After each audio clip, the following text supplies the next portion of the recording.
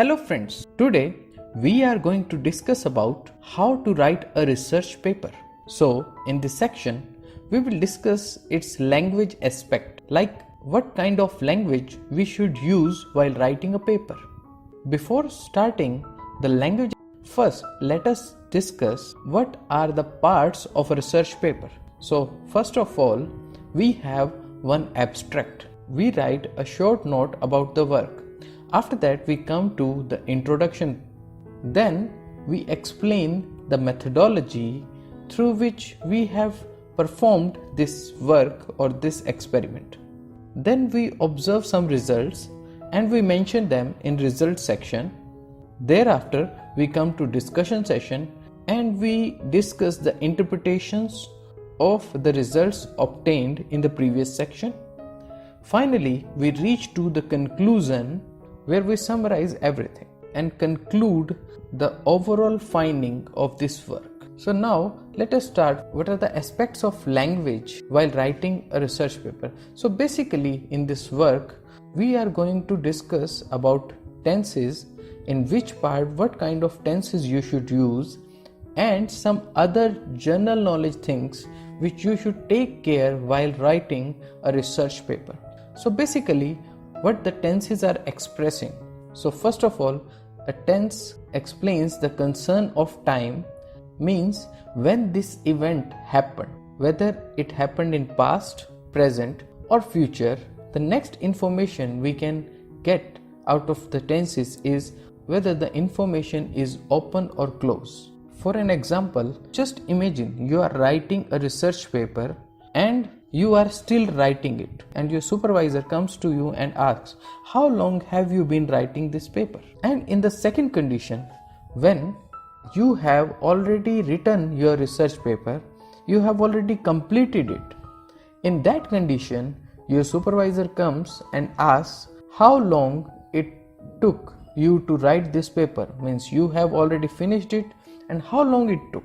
So this is a closed event, means the process has been finished. Now let us move towards the first part of our explanation, which is the abstract. It refers to the unpublished results which you have already obtained. So in this case, we use simple past tense. We can have an example. Let us consider we have a chemical A and we are explaining it in a few lines, like chemical A was prepared to obtain the property B. It was prepared by process C. The tests D, E and F were conducted on A to verify the property B. So in this way, we have used simple past tense.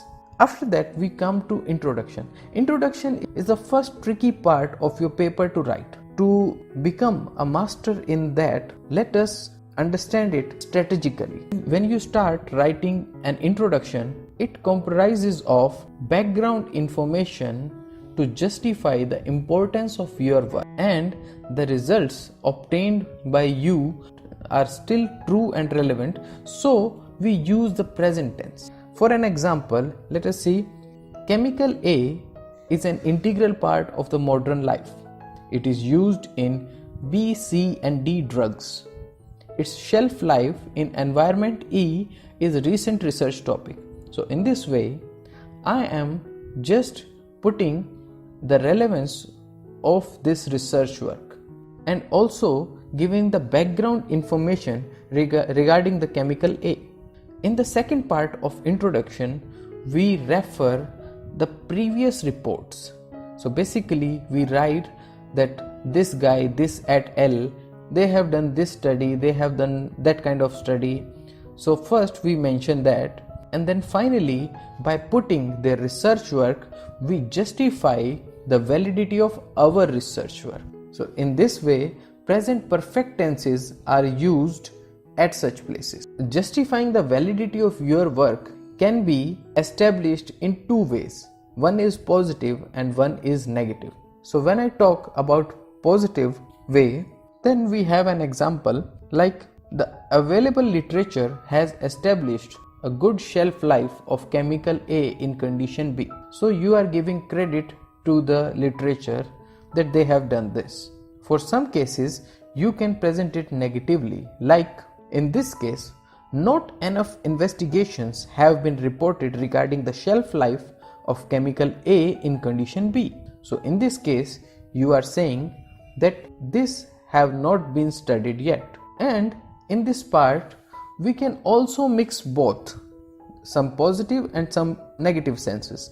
Like, ample research has been conducted on the shelf life of chemical A in condition B, but only few reports check its relevance in condition C. So in this way, whatever is the length of your introduction, but there are majorly these two parts in any introduction. So if you keep them in mind and write according to this frame, you can easily figure out what to write at what position. And now we are coming to the method. This portion discusses the information regarding how this study was performed. Just because this experiment has already been performed, so a simple past tense is often used. Let's take an example.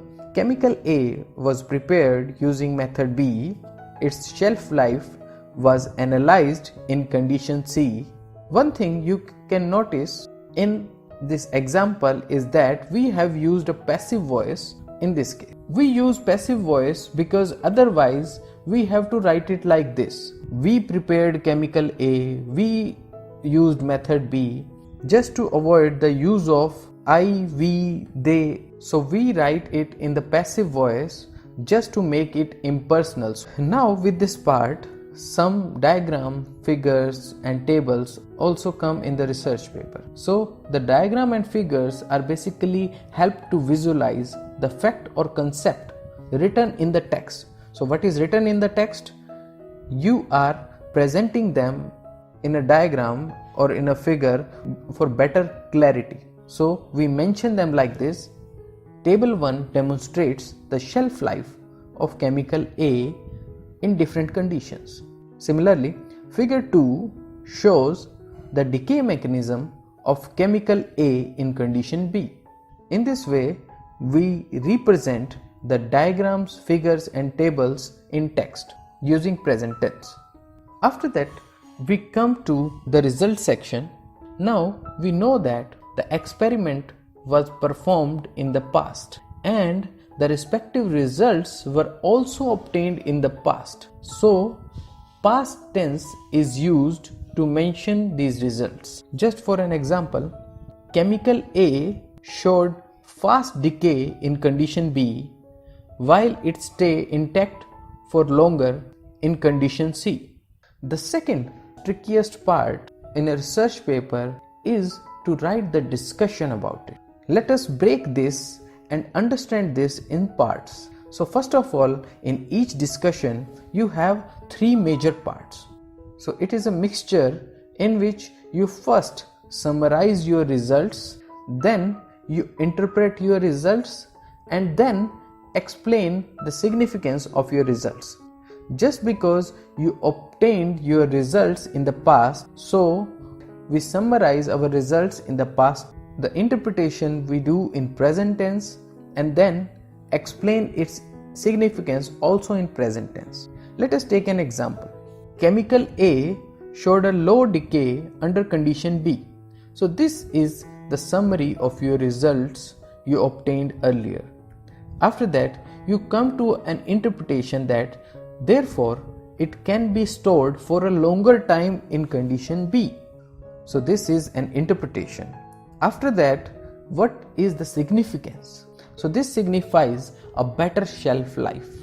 So this is a simplest example of this structure, but you will not always find all these 3 points. Sometimes the summary of your results in itself is a kind of interpretation. So the results are that straightforward so that you need not to interpret them for the reader. And sometimes your interpretation is just enough to explain its significance. So in this way, we find this pattern, this particular pattern repeatedly in our discussion. But sometimes your interpretation is tentative, or sometimes it is almost confirmed. Like you conduct an experiment and after that experiment sometimes you are pretty sure about the mechanism because all the results are directing in one direction. But sometimes you face the condition when you can't clearly mention the mechanism of your outcome. To be specific in those cases, you should mention them cleverly. In first case, when you are tentative about your result, you can say like as chemical A lasts for longer time in condition B but not in condition C, therefore it is possible that some other factor is influencing the outcome. So in this case you don't have a clear-cut answer to your results. But in the second case we see as chemical A lasts for longer time in condition B but not in condition C, but this time you feel that your results are quite clear, so therefore the quantity D is responsible for this outcome. So in this way you can mention your outcome. And after that, this is a general mistake done by many people. So basically when you write about a figure, sometimes people use a present tense and sometimes people use past tense. To finish this ambiguity, I would advise you to fix your position while explaining figures. So be clear, are you explaining the figure or you are explaining the data? Keep in mind and keep it the same throughout your writing. So in first example, let us take when we explain figure. The figure 2 shows that the life of chemical A increases with the change in condition B. So in this way, I am explaining what I am looking in the figure. But in case when I am looking in the figure but I am explaining my data which was observed earlier in the past, in that case I say the figure 2 shows that the life of chemical A increased with the change in condition B. So in this way I am explaining my data but I am mentioning the figure.